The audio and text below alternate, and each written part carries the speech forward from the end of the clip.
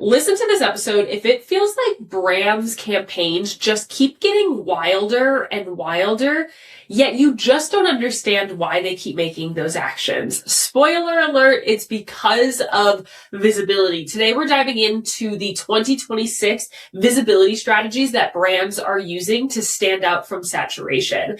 We're basically diving into what does visibility look like, why we see all of these crazy, absurd Super Bowl commercials, Aloe renting out an entire yacht and cruising it around major cities, Skim launching a panty that has a full bush glued into it, brands spending hundreds of thousands of dollars on pop-ups and they barely sell any product, or stunts that truly seem like they're coming out of nowhere and they're completely disconnected from what this brand is selling. Some people might think that these things are off-brand or, absurd or some major play that they just don't understand. But today we're going to break down the individual strategies as to why brands are doing this. At first glance, these things sound insane, but almost every single one of them accomplish exactly what it was supposed to. And it's because these brands know the consumers and know the environment that they're working in.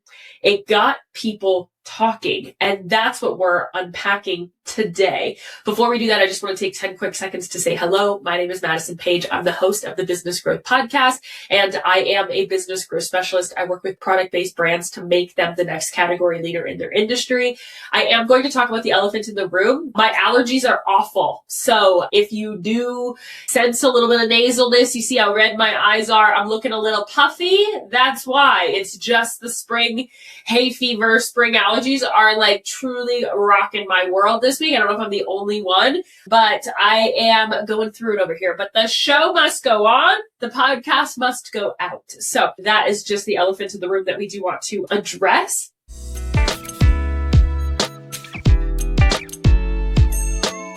Right now, attention is harder than ever online, especially. Consumers are seeing thousands of marketing messages every single day from influencers and ads and businesses and brands and all sorts of things. AI has made content easier than ever to mass produce. So we're getting more content than ever. There's more brands, more ads, more creators, and now there's TikTok shop creators and affiliate marketers, and truly we're getting sold to every single place that we look. So being good is no longer enough to get noticed. Yes, you can have your aesthetics, and yes, you need to have a variety of content. Yes, some content performs, but attention has become one of the most valuable assets in business. Meta ads are more expensive. Google ads are more expensive. Everything is getting more expensive and more saturated. So what are brands doing? They're making these major plays in order to get visibility. So I want to break this down for you. Visibility is just the first sale. People can't buy from a brand they've never heard of. So visibility comes before trust. It comes before conversions. It basically is how you drive, obviously, new customers into getting to know you, or just keeps you top of mind in front of people. So if no one knows you exist, obviously nothing else matters. If people forget about you and you kind of just go to the wayside, nothing else matters.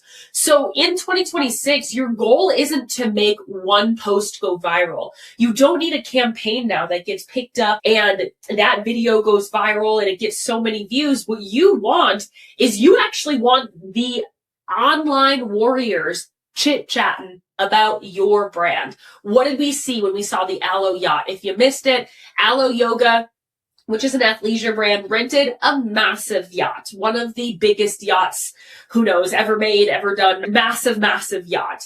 And they drove it around major cities, and people were kind of outraged. People were saying it was so out of touch, and we're talking billionaires and everybody else is struggling to buy groceries, and all of these people are chit-chatting online. Guess who would have never known about the Aloe yacht if you didn't make a video? Many people out there. And so what they are doing is they're trying to get the online world chit-chatting. What these brands are doing that's very smart is they're looking at the world. They're looking at the consumer market, and they're looking at what gets things out there And it's getting people talking because we live in such a divisive, truly miserable internet, right? Where they are chit-chatting around and people need to share their opinion on this and their opinion on that. And then you get these analysts talking about it and people like me talking about it. This worked. Proving it worked is because I'm talking about it right now. People like me, average people, like mainstream, just consumers are talking about what do they think about it? Do we like it? Do we not like it? What they are doing is they're using our divisive chit-chattiness online against us for their gain. We see this all of the time. What they're trying to do is they're trying to find a campaign that is basically talkable enough and getting enough people. It doesn't just necessarily have to be that it made the news or that, it went viral and the comments are crazy. They want all of these little keyboard warriors making videos about it. And then all the keyboard warriors in their comments talking about it and debating if it was right or wrong.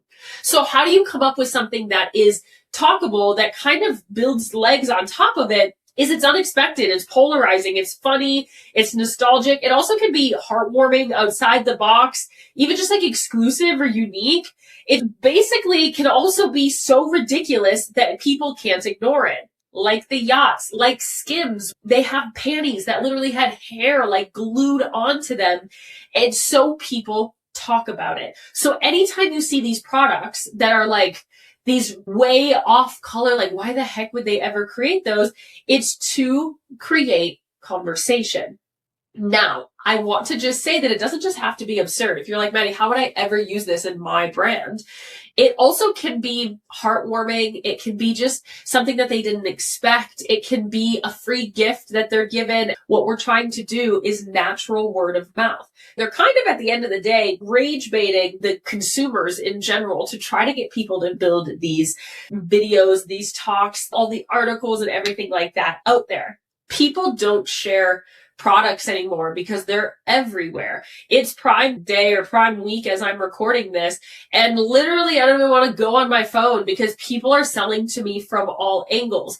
Everywhere you're getting, hey, these are my Prime deals, these are my Prime deals, these are my Prime deals. Like, we're getting sold to so much that we don't just trust, hey, go and buy this product. What we need is top of mind word of mouth, meaning I just need to think of, when I think of athletic wear, I think of this brand. A really good example of this was the Sydney Sweeney jeans campaign with American Eagle last year at some point. There was so much controversy around this. I remember my dad sending me this and being like, do you know this girl? I'm like, yeah, I do. And what happened there, you can't look at that ad and think that people wouldn't be outraged. If you have any ounce of self-awareness of what this world is like today and what people like versus dislike and think is polarizing and think is off color and off the wall and is not right to be talking about, you could not look at that advertisement and not be like, Like, so often when we have these things where people are like, American Eagle put out this campaign and people are outraged. I'm like, all right, how outraged can they be? And I watch it and I'm like, well, yeah, no kidding. People are outraged.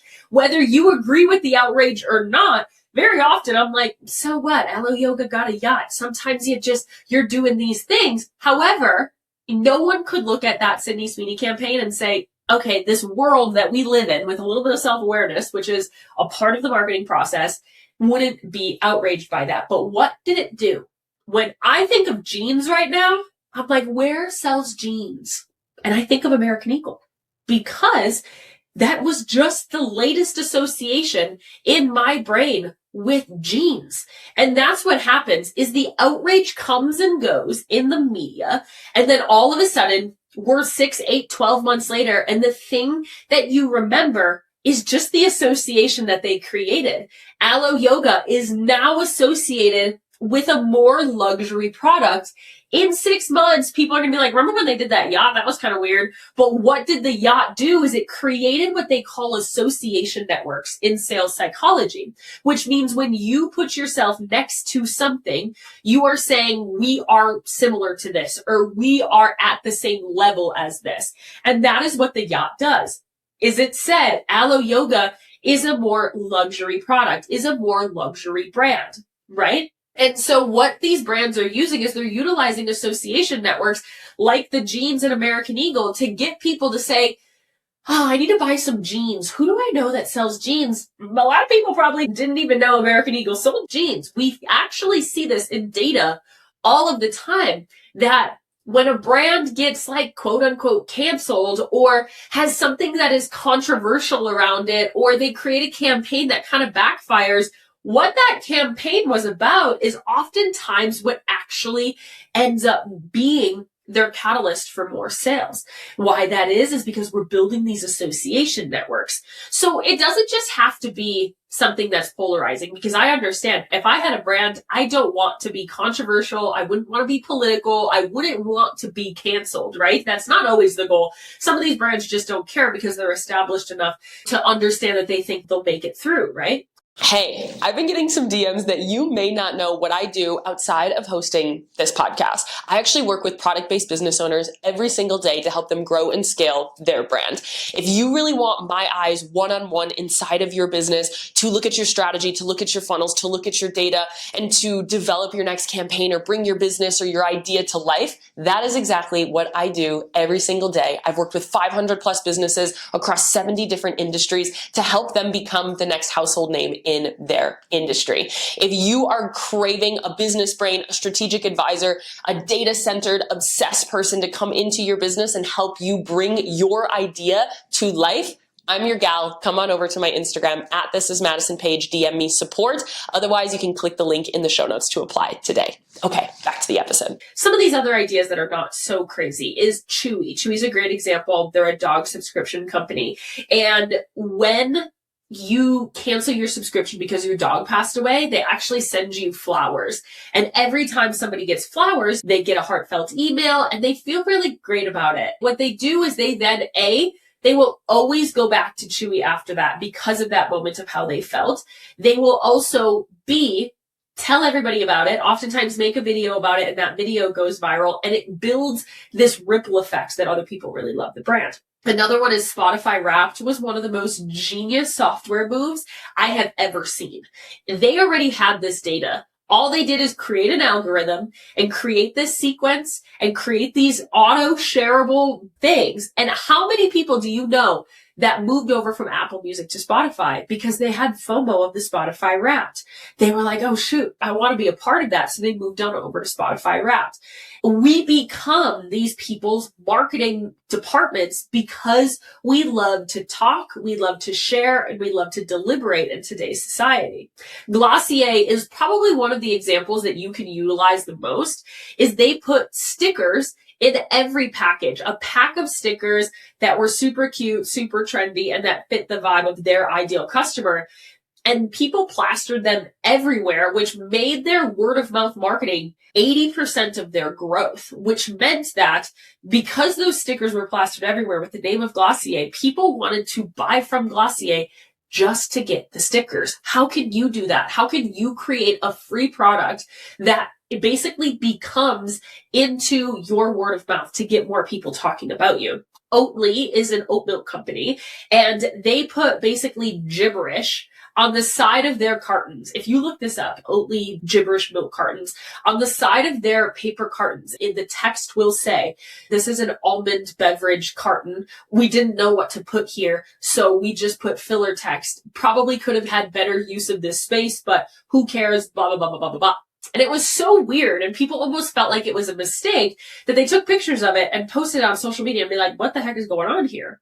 Lancome, this is a really big one as well, accidentally, quote unquote, sent empty PR packages to influencers. So they had this really cool PR opening, these really great boxes, and then the inside of the box was empty. Or you'll see that these two influencers, their package was switched. And they were like, oh shoot, I got this person's. This other influencer will say, I got this person's. And most of the time, those are not accidents. They are strategic plays to get their messaging out there quicker.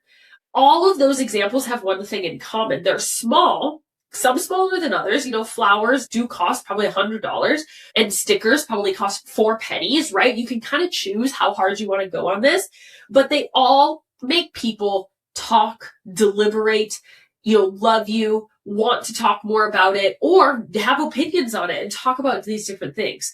So You don't have to copy the stunts. Obviously, you're not going to be able to rent a yacht. At least the average person can't rent a yacht and get Alex Earl on your yacht posting all of these videos. That's not always going to be possible for you. But before you say, I can't afford to do something like this, I want you to sit down and really say, what's the actual lesson here? It's more about what could get my audience talking.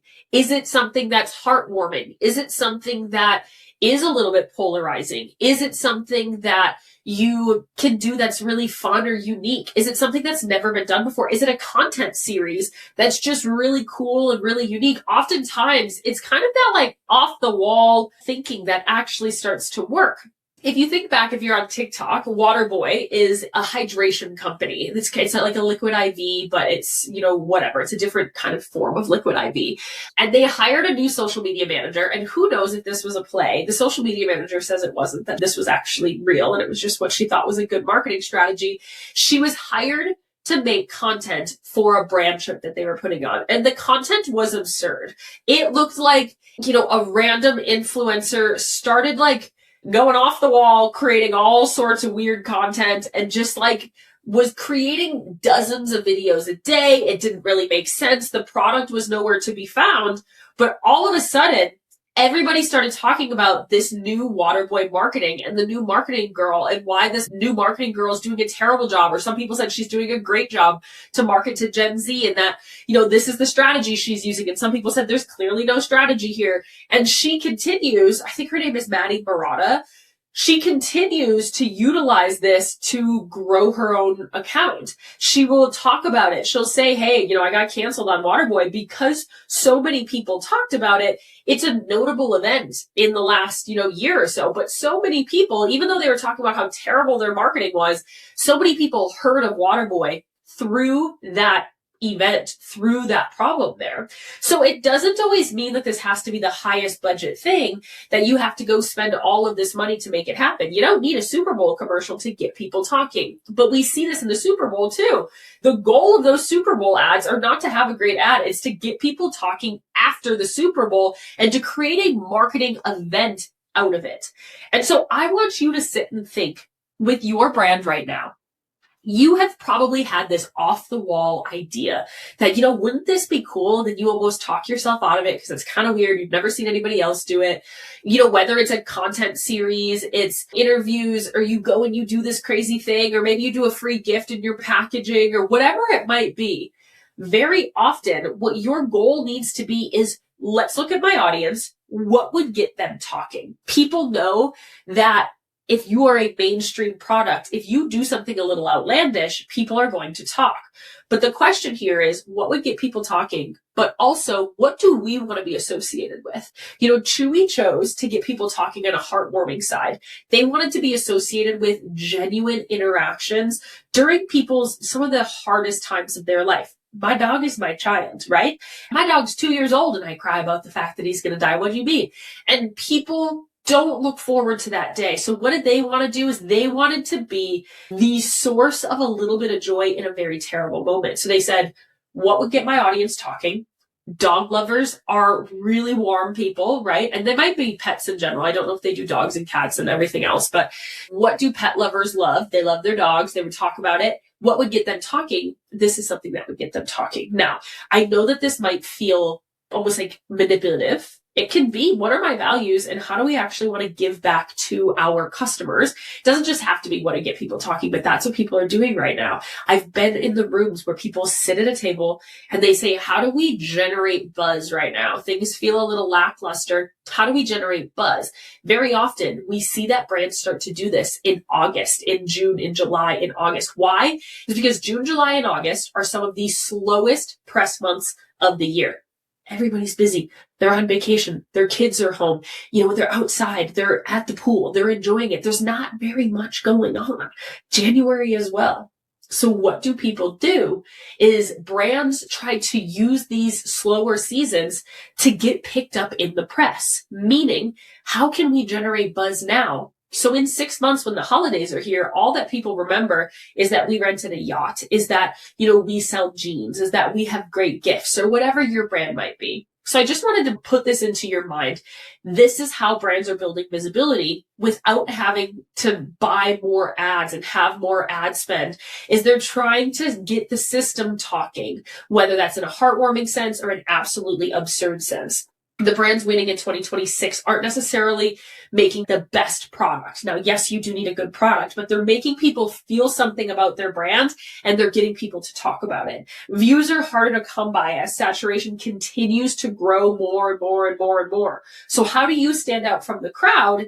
Is attention creates that awareness. Awareness creates that trust, and trust creates sales. If you're asking yourself, how do I market my product? You're actually asking that wrong question. You first have to start with what would make people talk about this? What would get people to actually share about it? Is it something you can do in your customer journey? Is it something you can do in your emails? Is it something you can do on your social? Is it something you can do with your influencers? How do we get people talking? That's the number one question that you should be asking when it comes to visibility right now. Now, yes, you can go do meta ads, you can have influencer marketing, but we know that right now the internet is this constant treadmill of people wanting to share their opinions. And so how can you be the brand that they're sharing their opinions on? And I just want to leave you with this. Just because you're getting opinions, not every brand, and this is backed by data, not every brand that has these major moments have a major dip in their sales. Now, there are people out there are many brands out there that get canceled and they see it take a hit on their sales. Usually it creeps back up, but sometimes it doesn't. But what we're looking for here is something that is benign enough that gets people to still stick around and to talk about it, talk about what's going on. And that's what you're looking for. Now, I am not somebody, and if you know me, you know I'm not somebody that is trying to be the most polarizing out there, but polarizing isn't always bad, because what that means is that people are talking. And even if you get some negative publicity and you have some negative connotation, that doesn't mean everybody feels negative around it. It just means that more people are going to see it, the more chatter there is around it. Now, of course, we want to do that within reason, but just start thinking about it. Get over that hump of, I don't want to be seen, I don't want to be perceived, and I don't want to be talked about. Many very successful people say you have to get over the idea that there's going to be negative consequences, negative commentary around what you do. It's just the world we live in, and it allows us to kind of see what people have to say. Right? And some of it you got to brush off your back. Some of it we have to take to heart. But this is part of business right now. And it's something that the key brands are doing. So I just wanted to bring that strategy to you. I like to give you guys the inside scoop of everything that I see behind the scenes. And I am constantly a hawk on that marketing out there. And so if you have any questions on this, let's talk about it. I would love to hear your thoughts on this. I know that this can also be a controversial topic, but I would love to hear your thoughts on it. We can talk about it in the Founders Cafe, which is our free podcast community. You can click the link in the show notes and chat there. Otherwise, you can always find me on Instagram at thisismadisonpage, and I would love to chat with you there as well. I love you. I'm rooting for you. I'm in your corner always, and I will see you in the next episode.